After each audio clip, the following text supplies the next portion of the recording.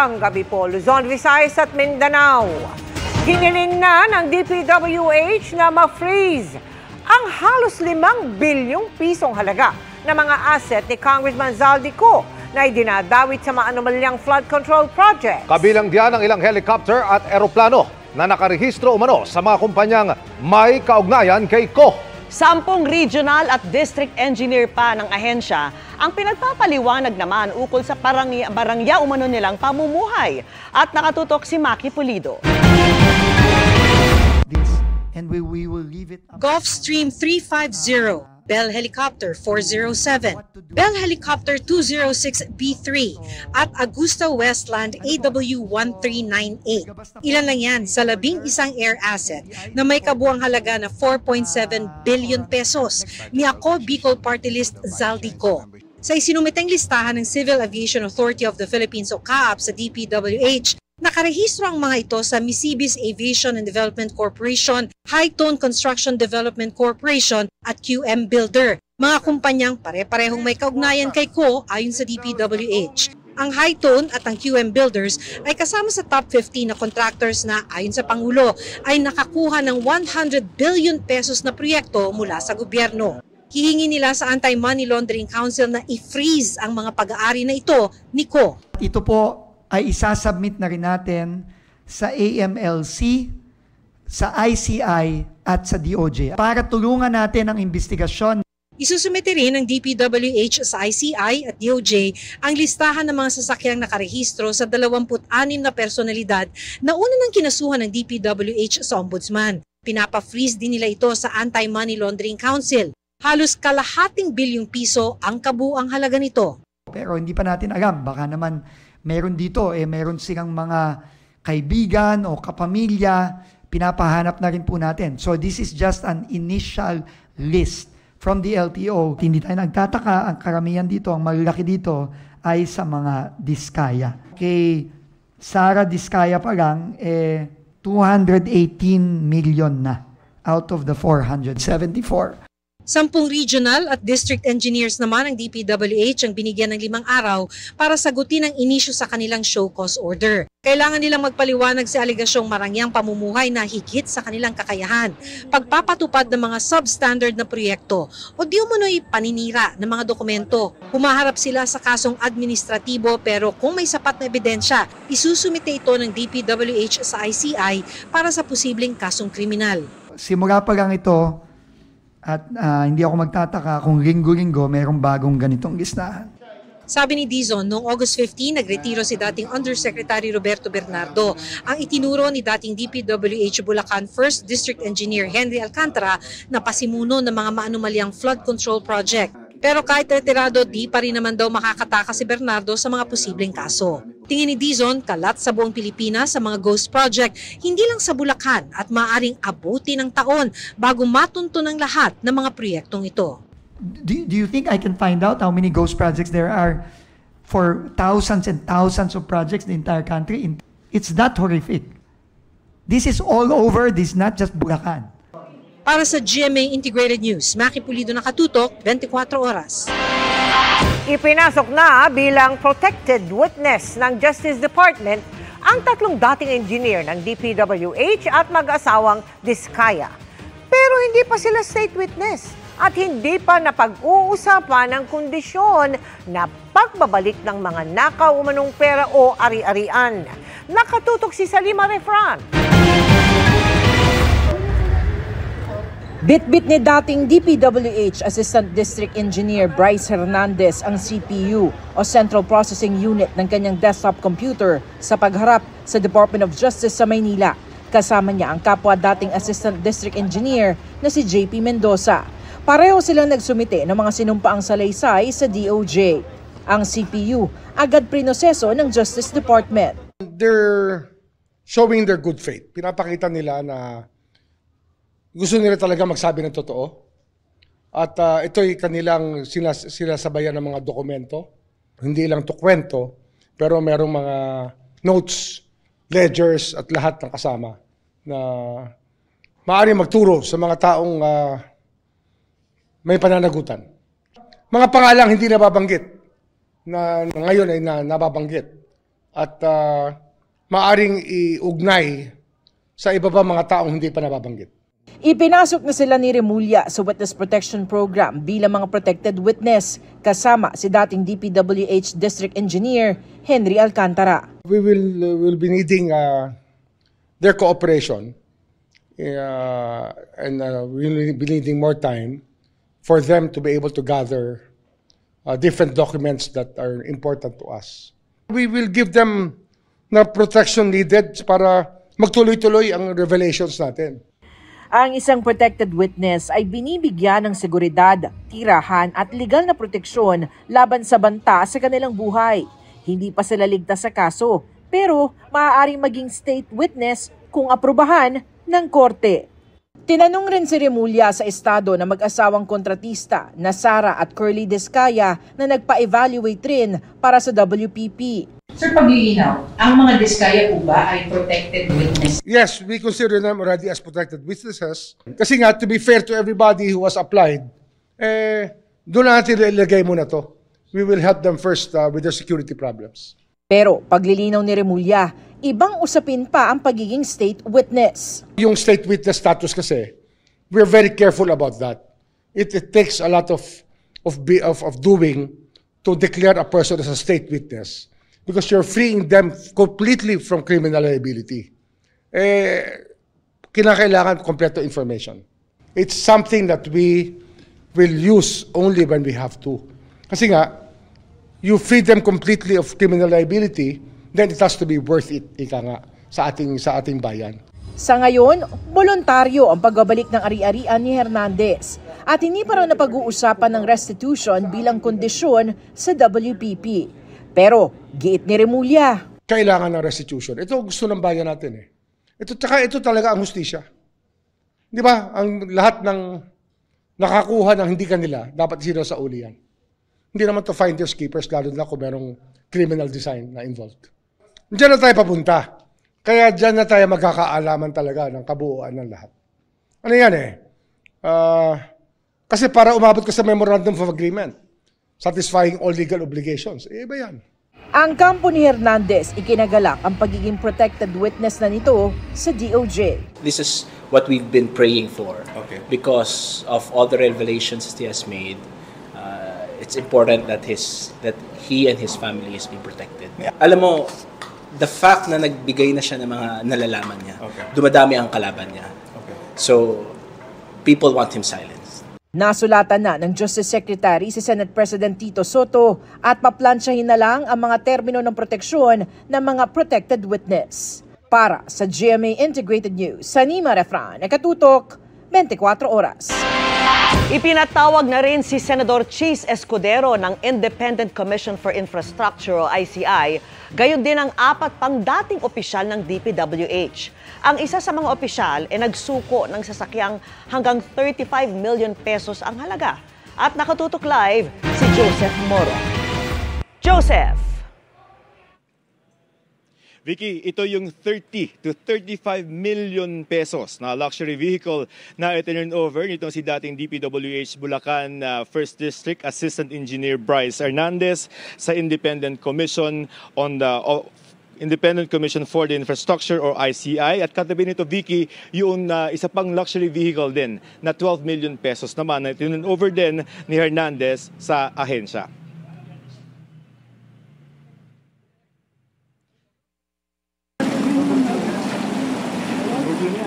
Ikalawa ito sa 3 luxury vehicle ni dating Bulacan First District Assistant Engineer Bryce Hernandez na ipinangako niyang isusuko sa Independent Commission for Infrastructure o ICI.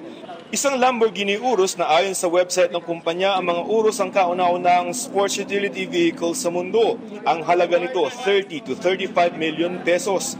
Ibinigay ni Hernandez kay ICI Chair at dating Supreme Court Associate Justice Andres Reyes Jr. ang susi ng sasakyan. Hindi na nagpa-unlock ng panayam si Justice Reyes at si Hernandez. Ayon sa abogado ni dating DPWH First District Assistant Engineer Bryce Hernandez, yung pagsusoli niya ng kanyang mga luxury vehicle, 2 na ito ngayon. Nung Friday, GMC 12 million at ngayon Lamborghini na 30 to 35 million ay wala raw hinihinging kapalit sa gobyerno. It's the right thing to do. May mga mamahaling motorsiklo pa si Hernandez na ang sabi ni ICI advisor at Baguio Mayor Benjamin Magalong ay isusoli, pero ayon sa kampo ni Hernandez ay pag-uusapan pa. Sir, all you said all? Lahat? Ilan yung susoli niya? Meron yung binanggit niya. Yung GMC, at may mga motor pa siyang isusoli. Mayor, yung Ferrari nandito na ngayon, Alam na namin kung saan ang location, kaya lang hindi ma-start. Kaya kailangan may dadalhin na kwan doon eh. Kasi kwan pala yun eh. Parang hybrid siya. Hindi ma-start kaya hindi nila madala rito. Pero makukuha na namin yan. Hindi pa namin napag-uusapan with regard to that.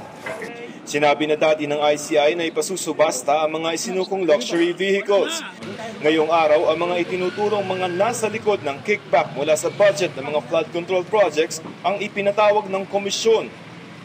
Sina dating DPWH Bulacan 1st District Engineer Henry Alcantara, Assistant Engineer Hernandez at Assistant Engineer JP Mendoza. Ipinatawag din si dating DPWH Undersecretary Maria Catalina Cabral na umanin naglako ng mga insertions sa National Expenditure Program ng DPWH kay Senador Tito Soto.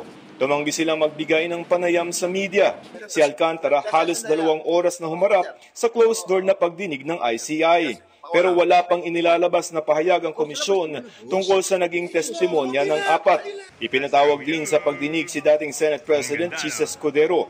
Si Escudero at si Ako Bicol Party List Representative Saldico ang itinuturo ni House Deputy Speaker Ronaldo Puno na nasa likod ng manumalya umunong insertion sa 2025 budget.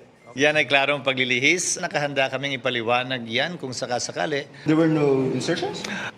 Amendment sa pinapanukala ng mga miyembro ng Senado. Amendment sa pinapanukala ng mga miyembro ng Kongreso.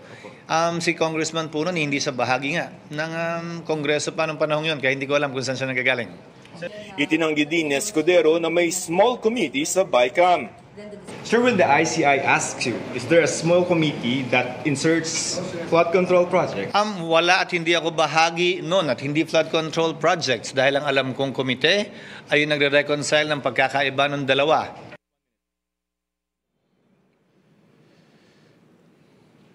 Vicky, dumating din dito sa ICI itong si House Speaker Faustino D. Bitbit. Yung mga dokumento ng House Infrastructure Committee, ipinatigil na kasi ng House ng kanilang pagdinig at ipinauubaya na lamang nila ito sa ICI. Vicky? Maraming salamat sa iyo, Joseph Moro. Sa Kalumpit, Bulacan, 4 na buwan ng babad na sa baha ang mga residente kaya galit na galit ngayon. Hindi na nga nila inasa sa gobyerno ang pagpapagawa sa isang tulay roon na sila ang nag-ambagan, wala pa silang mahita sa mga flood control project na may ambag din ng kanilang buwis. Nakatutok doon live si June Veneracion. June. Vicky, sa loob ng mahabang panahon, inakala ng ilan sa mga taga rito sa Barangay San Miguel, Kalumpit, Bulacan, ang problema nila sa baha ay dala ng kalikasan at pabago-bagong panahon. Kaya ganoon na lang kanilang galit ngayong lumalantad na at nabubulgar na. Nakabilang din pala sa nagpalubog sa kanila ang kasakiman sa pera ng mga korap na tao sa loob at labas ng gobyerno. 4 na buwan nang hindi humuhupa ang baha rito sa Sitio Cabo, Barangay San Miguel, Kalumpit, Bulacan. Pati ang kanilang konkretong makeshift bridge, kahit mataas, nilubog ng tubig. 1.5 meters yan. Ang taas? Ang taas. Ngayon, lubog pa rin. Gano'n na katagal? 4 months na, magpa 5 months na. Hindi nyo lang nakikita pero itong aking nalalakaran, makeshift bridge ito. Dito sa isang bahagi ng Barangay San Miguel. Alam nyo ba, yung tulay na ito, naipatayo gamit yung pera ng mga residente. Nag-ambagan sila para maski papano'y merong solusyon doon sa kanilang problema. Diyan nanggagaling yung galit ng mga residente rito. Dahil nababalitaan nila ngayon na bilyon-bilyong piso pala ang nawawala dahil sa korupsyon kaugnay ng mga flood control project na dapat sana'y napapakinabangan nila. Ang Kalumpit ay sakop ng 1st Engineering District, Bulacan, kung saan maraming proyekto ang lumalabas sa mga pagdinig na substandard. Hugot tuloy ng mga taga rito kung hindi sana inuna ang kasakiman sa pera. Malamang hindi ganito kalaki ang problema nila sa baha. Hindi po sana mangyari na puro hearing lang po. Puro hearing lang. Sana po may managot po talaga. Maraming residente na ang umalis at inabandona ang kanilang bahay na pinaghirapan nilang maitayo sa malinis na paraan. Ang mga naiwan, araw-araw na nagtitiis. Katulad ngayon, kahit saan ka bumaling, tubig. Dahil po sa mga kagagawa ng mga korap na po na yan. Subukan po nila na itry na pamumuhay namin ngayon. Baka po sakaling makonsensya po sila. Talagang hirap na kami sa nangyayari na yan. Hindi namin akalain na mabuti na burger nga ngayon yung mga kurakot na tao. Nasa 20 pamilya ang nasa evacuation center ngayon ng barangay. Karamihan, hindi na mabilang kung ilang beses nang lumikas. Sila po nagpapakasaya, kami pong mga Pilipino, nagpapakahirap po kasi. Nahirapan po talaga kami.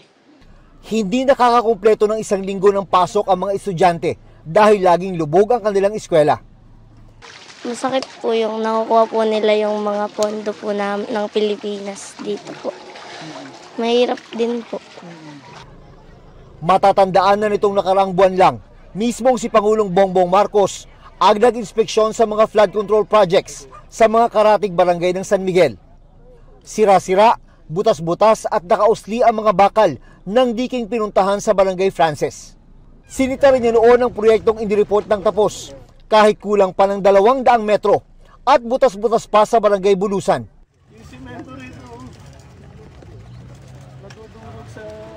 Nitong linggo, Vicky, ay kasama itong mga taga-barangay San Miguel sa mga sumama sa rally dito sa kanilang bayan sa Kalumpit para kundinahin yung korupsyon sa mga flood control project. At kung may mga susunod pa raw na rally, ay sasama muli sila para matiyak na mapanagot ang mga taong imbis na makatulong ay nagpalala pa sa kanilang problema. Vicky. Maraming salamat sa iyo, June Veneracion. Sinuspindi na ng Kamara ang pagdinig nito sa mga flood control project. Isusumiti na lang ang mga nakalap na ebidensya sa Independent Commission for Infrastructure o ICI. Sinampahan na rin ang ethics complaint si Ako Bicol Representative Zaldico. Nakatutok si Tina Panganiban Perez. Today we're announcing the suspension of proceedings of the House Infrastructure Committee to give way to the full and impartial proceedings of the Independent Commission for Infrastructure. Nakakadalawang pagdinig pa lang pero suspendido na ang investigasyon ng House Infrastructure Committee sa mga flood control project. Even previous to the change in leadership of the House, no? I think yan na po yung mga pinag-usapan talaga ng mga miyembro ng komite. And I think the chairs of the 3 committees had basically agreed na we have to suspend and cooperate na lang po with the ICI. Para ipakita ang pakikipagtulungan ng Kamara sa Independent Commission for Infrastructure, ito turn over nito ang mga nakalap nitong dokumento at ebidensya, pati na transcripts ng mga isinagawang pagdinig ng House Infrastructure Committee sa ICI. At si House Speaker Faustino Boji D. III ang magdadala nito. Kahapon, sinampahan ni Navotas City Representative Toby Tiangco ng ethics complaint si Ako Bicol Representative Zaldico dahil anya sa paglabag sa konstitusyon, sa Code of Conduct and Ethical Standards for Public Officials and Employees at sa mga patakaran ng Kamara. Kasama sa mga binanggit ni Tiangco ang bilyong-bilyong pisong budget insertions ng si Ko ang chairperson ng House Committee on Appropriations. Ang pagiging absent ni Ko mula na magbukas ang 20th Congress noong July 28 at marangyang lifestyle ni Ko at pamilya nito. Sabi pa ni Tiangco, base sa data ng DPWH, nakakuha ang umano'y kumpanya ni Ko ng mahigit 86 billion pesos na halaga ng government infrastructure contracts mula 2016 hanggang July 2025. Kalahati ng mga proyekto ay nasa Bicol Region na baluarte ni Ko. So napagdugtong-dugtong na natin, 'di ba, sinabi ko na yung proponent napakahalaga nung role na ginagampanan. 'Di ba, sinabi na ni DE Alcantara na pag may na-insert, 'di ba? Meron silang dinideliver na amount, no? Nung una 20%, pangalawa nung later on naging 25%. Sinisika pa namin makuha ang reaksyon ni Ko. Pero sabi umano nito kay Congressman Alfredo Garbin Jr. na kasama niya sa party list, walang basehan ang mga alegasyon na handa niyang harapin. Nasa Amerika raw si Ko nang makausap niya 2 linggo na ang nakararaan at may medical check-up ay ito roon sa September 24. Prioridad ng Kamara ngayon ang pagpapasa sa panukalang 2026 budget. Pero hiling ng Ethics Committee, payagan silang magsagawa ng mga pagdinig. This way, we can clear the docket of the Committee on Ethics para kung sakaling may makasuhan man sa ating mga miyembro, handa po rumisponde ang ating committee bago po tayo mag-adjourn. Para sa GMA Integrated News, Tina Panganiban Perez, Nakatutok, 24 Oras. Na-inquest na ang mahigit 130 inaresto kasunod ng gulong sumiklab sa Maynila nitong September 21. Sumuko naman sa pulisya ang suspect na nanaksak noon sa isang binatilyo. Nakatutok si Oscar Oida. Sa videong ibinigay sa amin ng Manila City Hall, kita kung paano nilapitan at sinaksak ng isang lalaki ang isang binatilyo. Nakatakbo pa papalayo ang binatilyo habang ang lalaki naglakad palayo habang tanga ng isang kutsilyo. Ang video ang naging susi umano para matukoy ng mga pulis ang suspect na kalaunay kusang sumuko sa Barbosa Police Station. Kanina, iniharap ni Manila Mayor Isko Moreno sa media ang suspect na isa umunong 52 anyos na watch repairman. Tinumba niya yung motor. Isasama sana yung motor din ng motor. Ay medyo dumilim na yung ko dahil ang dami na nila eh. Ayun, masundot ko. Hindi ko na nabigla lang ako eh. Hindi sadya. Pag dumating sila, wala na silang pakialam. Pag makita nila mga sasakyan, tinanong nila eh. Kumbaga, tinutumba, sinisira. 15 anyos na taga-Taguig ang biktima na pinatay umano sa gitna ng mga sumiklab na gulo sa Maynila nitong September 21. Bakit niya po ginawa sa anak ko yun? Sir, kung ikaw po nagkasala, tapos saksakin ka nga agad, anong maramdaman ng magulang mo? May namatay, nakakalungkot, meron ding makukulong, nakakalungkot. Madalit salita, wala. Isang malungkot na araw sa dalawang pamilya. Sa pamilya ng biktima at sa pamilya ng suspect. Pagtitiyak ni Mayor, patuloy ang mga ginagawang akbang para mapanagot ang mga nanggulo at mga posibleng nag-udyok ng gulo. Isa pang babae doon sa Ayala Bridge. Ngayon na kasi lumalabas yung mga video eh. Binibigyan niya ng direktiba para sunugin yung truck. Kabilang din umano sa iniimbestigahan ang isa umunong sikat na rapper at influencer. Hindi na pagkikita ngayon eh. Pero maraming mga insidente na hinikayat niya yung mga bata. Kawawa naman yung mga bata. Kita niyo yung mga magulang. Nag-iiyakan. Ayon sa pinakauling impormasyon na nakuha namin sa MPD-PIO, umabot na sa mahigit 130 ang sumailalim sa inquest. Yung mga minors naman na pumasok doon sa category ng CICL na lumabas na yung kanilang discernment at kasama sila doon sa mga na-inquest. At pag after nilang ma-inquest, dadalhin sila sa kustudiya ng DSWD at DSWD na ang magkakustody sa kanila. Muling giniit ng MPD na nasa maayos na kondisyon ang mga naaresto habang nasa kanilang pangangalaga. Ilan sa mga reklamong kinakaharap nila ay illegal assembly, direct assault, resistance and disobedience, destructive arson at disturbance of public order. Unang-una, nirerespeto natin yung karapatan ng mga nasa kustudiya natin at lalo na yung mga minor. Alam natin kung paano natin sila hinahandle. Para sa GMA Integrated News, Oscar Oida, Nakatutok, 24 Oras. Kinumpirma ng abogado ni dating DPWH Engineer Bryce Hernandez na 4 na kasalukuyan at 2 dating senador ang dawit sa maanomalyang flood control projects. Nakatutok si Mariz Umali. Gabi po. True phone. Ang pasabog ni dating DPWH Engineer Bryce Hernandez hindi pa raw tapos. Depende sa mga makikita sa computer na itinurn over niya sa DOJ. Pwede pa raw may iba pang senador at iba pang mga mambabatas ang mapangalanan. Ayon yan sa abogado niya si Attorney Raymond Fortun. Si Bryce, sinabi niya na yung salaysay na binigay ni Engineer Alcantara ay kulang pa.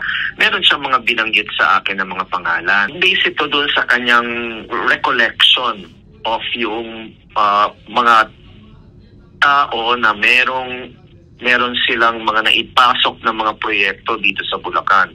Na ano? Again, mga proponents noong mga projects. Kinumpirma niya ang ulat na aabot sa 4 na kasalukuyan at 2 dating senador ang madadawi.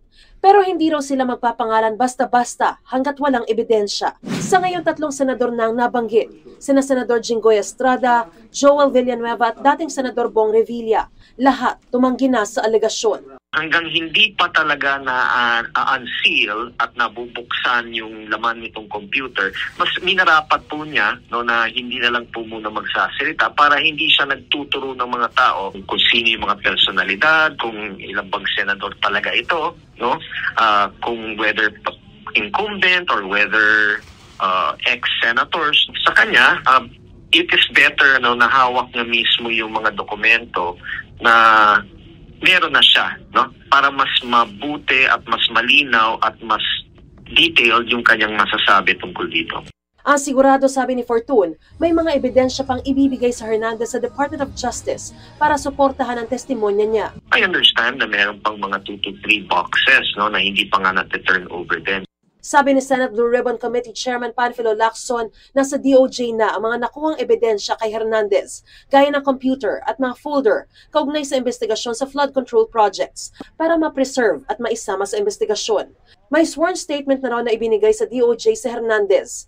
Bukas, magpapatuloy ang pagdinig ng Blue Ribbon Committee. Imbitado pa rin si dating DPWH Undersecretary Roberto Bernardo at inaasahang dadalo ito. Sa pahayag ni na DPWH Engineer Henry Alcantara, si Bernardo ang kausap niya sa pagbaba ng pondo at kung sino ang proponent o mambabatas na mabibigyan ng porsyento.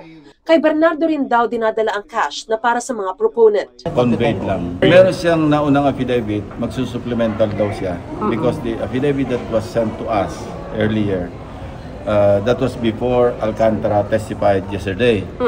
So ngayon, after hearing the testimony, nagpasabi na magsusupplemental. I don't know, wala ko idea. Without saying too much, sir, sa affidavit ba niya may mga names din siya? Wala akong idea. Let's see tomorrow. Siya ay magiging susi dyan kasi siya yung naglagay sa kanila dito sa Bulacan. So siya yung parang tinuturo nila lahat, silang 3. Malaking tulong naman daw ang pagsailalim sa testigo sa protective custody ng DOJ para makapagsalita sila sa Senate Blue Ribbon Committee. Kung protected witness siya, I believe mas makakasalita ng malaya yung 3 DPWH, pati sila Diskaya kasi yun din hinihingi nila di ba? Protection para ibigay nila yung ledger. So I believe tama lang yung direksyon niyo. Posible raw na huling pagdinig na ng Senate Blue Ribbon Committee ang gagawin bukas. Pero depende pa rin daw ito sa mga bagong ebidensya maaaring lumutang. Lahat naman daw ng ebidensyang ito ay ito-turn over sa ICI. Para sa GMA Integrated News, Mariz Umali, nakatutok, 24 oras.